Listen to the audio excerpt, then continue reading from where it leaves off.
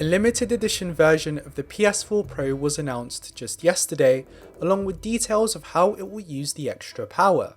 It will launch with the game on April 20th, and the console itself adorns the head of the Leviathan axe with the same runes found on the main logo across the side.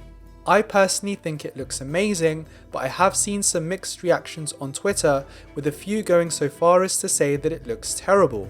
Let me know what you think of the design in the comments below and whether you'll be buying it. I already own a PS4 Pro, so I don't think I'll be double dipping with this edition, but I can definitely see the allure for those who only have a regular PS4 or don't have one at all. It also features a Leviathan Grey DualShock 4 controller with the Hold Your Brothers insignia, which can also be seen on the handle of the axe. The touchpad has the new logo on it, which looks pretty cool as well. The edition will of course come with a physical copy of the game and redeemable codes inside for digital deluxe content.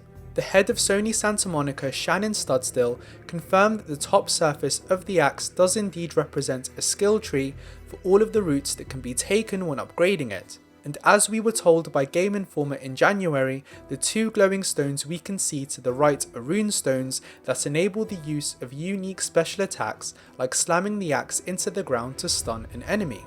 There will be lots of them to find as you explore, and you can combine whatever two that you like to cater to how you want to play. As we move towards the end of the article, it says the following. When played on PS4 Pro with a 4K TV, God of War outputs in a dynamic 4K resolution achieved through a 2160p checkerboard. Players with 1080p HD TVs will also benefit from increased image clarity via super sampling of a higher resolution onto their display. Across all PS4s, God of War also features HDR lighting and a wide colour gamut for those with TVs that support HDR. Like a lot of games on the Pro, it will probably run at a native resolution of 1440p, which is then upscaled to 4K using the checkerboarding technique. As someone who recently bought himself a 4K TV to see what all the fuss is about, I'm more excited about the game supporting HDR because that to me is what makes the biggest difference. The ability to push a higher pixel count is definitely nice because the image looks a lot cleaner and you can pick out smaller details, but HDR was what blew me away because of how much more the image pops. It's nice to see that those with a Pro and a 1080p TV will be able to benefit with downsampling, but only time will tell whether two modes will be offered between choosing to prioritize resolution or frame rate. The E3 2016 demo ran at an unlocked frame rate at a native 1080p, so a high frame rate option would be better, especially for a game that has an emphasis on combat. If a third-party developer can do it like Square Enix could for Rise of the Tomb Raider, it may not be unreasonable to expect Sony Santa Monica to achieve something similar. Then again, a lot of things can change between an early demo and the final build, so even if there is a mode that prioritizes frame rate, it may be more like Horizon Zero Dawn in working towards locking the frame rate at 30 FPS. If you chose to prioritize resolution, however, the frame rate was still pretty smooth, so it didn't make much of a difference in the long run, and most people prefer to go with that mode instead. Either way, whether you are playing on a PS4 Pro or a regular PS4, a 4K screen or a 1080p one, I have no doubt that we are all in for a treat on the technical side, as it is shaping up to be one of the most visually stunning games ever made. I never quite understood the point of this, but cover art for a Day 1 edition was also revealed.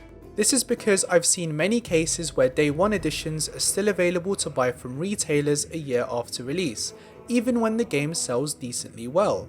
Plus, some people end up trading the game in anyway, which kind of ruins the incentive to buy it on day 1, since you don't have to buy it on the day it releases to get the artwork.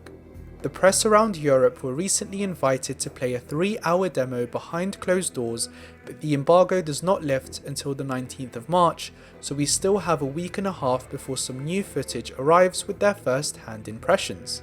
A screenshot of the menus were leaked which showed an in-game currency, and some elicited concerns that this could be bought with real money, but Corey very clearly quashed them by affirming that there will be no microtransactions in this game.